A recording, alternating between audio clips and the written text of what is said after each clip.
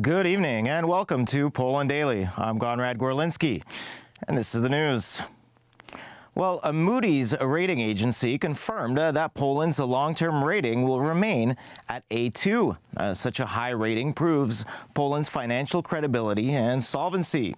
As Prime Minister MATEUSZ Morawiecki assured today, Poland is prepared for the consequences of the war in Ukraine and will also not succumb to any gas blackmail by Russia. In yesterday's Q&A, Prime Minister Mateusz Morawiecki answered questions from internet users. Among other things, the issue of Poland's energy security following the interruption of Russian gas supplies was raised. We have interconnectors built for the Czech Republic and Germany. We've built our interconnector for Slovakia, 5 billion cubic meters. And literally on May 4th or 5th, an interconnector with Lithuania will be launched, with a capacity of about 2 billion cubic meters. The capacity of the gas terminal in Świnoujście currently amounts to 6 billion cubic meters of gas. There are plans to expand this to 8. In turn, starting from the end of the year, the Baltic Pipe gas pipeline, with an annual capacity of 10 billion cubic meters of gas from the Norwegian shelf, is planned to open. We will not succumb to this blackmail, and all this is due to the fact that for several years we've been trying to diversify our sources of gas supplies, and today we are safe. There are also questions about the economic condition of Poland. The head of government said that there is a so-called employees market, which is conducive to the possibility of finding a job in Poland. In recent years, 400,000 new jobs have been created by foreign investors, which is translated into such a big drop in unemployment. This unemployment in February this year was 3%, and it's one of the lowest in Europe. More than 3 million refugees from Ukraine have crossed the Polish border since February 24th due to the Russian aggression. Professor Witold Modzelewski points out that this contributed to an increase in demand in Poland. On the demand side, they have an upward effect. They increase our demand for consumer goods and, of course, also contribute, in some unknown, difficult-to-define percentage to the increase in inflation on the demand side. But mainly, we have a cost, especially imported, which is inflation. Moody's agency confirmed Poland's long-term rating at A2. This still means a stable outlook for our economy. It assessed that despite the geopolitical change resulting from the Russian war in Ukraine, the overall risk to the country's credit profile was balanced. This is due to several factors. Precisely in the circumstances in which the previous assessment was made, our economic parameters, reliable institutions, government, the National Bank, as well as low debt. Poland is struggling with rising inflation.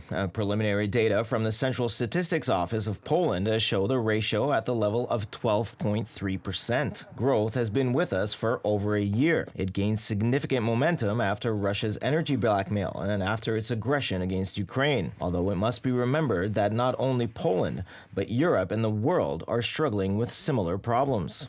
Inflation across Europe is at a high level. Germany, the Netherlands, and Estonia. We are also doing well against this background. The Polish Economic Institute forecasts that inflation will peak in August, reaching around 13%. And the Russians continue their offensive in eastern Ukraine with great difficulty. Currently, they're relocating units from the Belgorod region towards the city of Izium. Fierce fighting also continues in the Zaporizhia region. The goal of the Russians for now is to completely occupy the Donetsk and Lugansk oblasts and create an overland corridor to Crimea. In the last 24 hours alone, fire brigades in the Kharkiv region went to extinguish fires caused by shelling 14 times. I couldn't even imagine that something like this could happen. Everything is destroyed. Not a single house will remain intact after all of this. There are no windows, craters everywhere. It's tragic. One of the problems is that there is no peace and quiet here, only constant explosions. We feel like we're on the front line. When the shelling starts, you only think about surviving. They turned off the water today, and we have been out of power for 2 weeks now. The Russian army still does not want to agree to the creation of a humanitarian corridor in Mariupol. I want to meet with somebody, with the military, to tell them how long is this going to last. I had a really beautiful house, a good apartment, and now I have nothing. I live completely alone, and no one can help me. It was my home, or what was left of it after the shelling. Everything burned down, and now I'm homeless. I have nowhere to go. I live with my friend. He gave me shelter for a while. Who do I thank for this? Tell me, was it a necessity to murder civilians with bombs like this? You have to be a fanatic to do this. No shame, no conscience, no guilt, nothing. I became homeless in my old age. The last point of resistance in the city is the Azovstal metallurgical plant, where soldiers from the Azov regiment and border guards are defending themselves. We come from the Donetsk border division.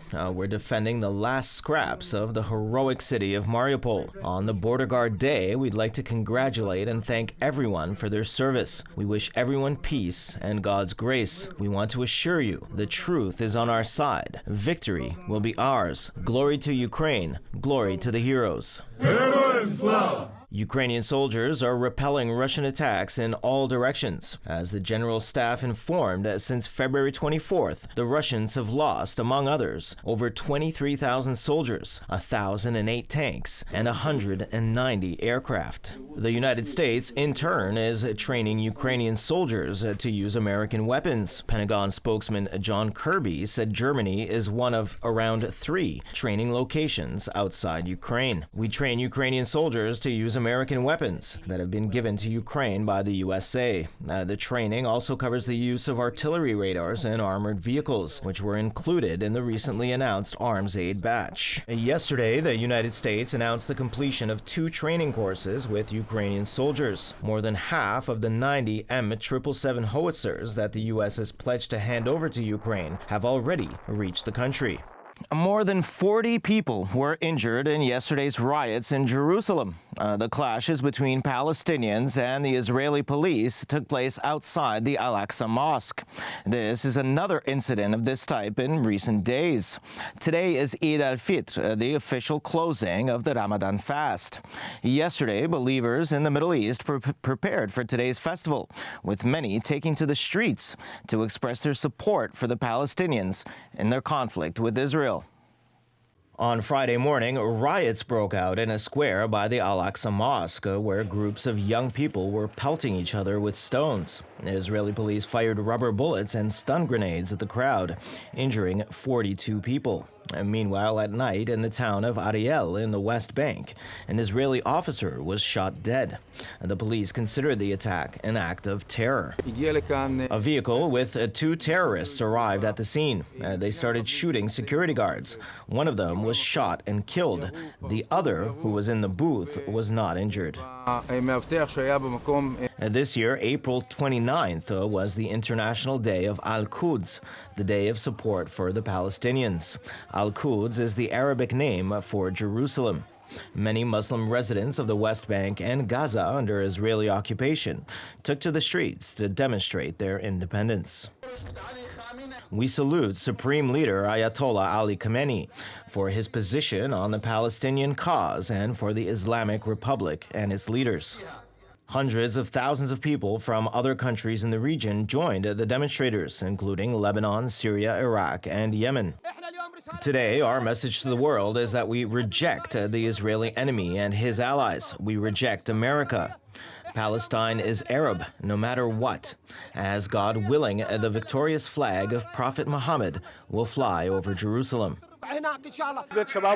Today, Palestinian youth is showing that we're fighting for freedom. The Palestinian youth is taking a historic stand in the face of international arrogance, and we will be victorious, God willing. What has happened in Jerusalem has provoked reactions from the people of Yemen since the incursion of the Zionist colonizers. Today, we want to show support for the holy places of Islam. These places belong not only to Palestinians, but to all Muslims. Any aggression towards the Al-Aqsa Mosque will meet with our resistance.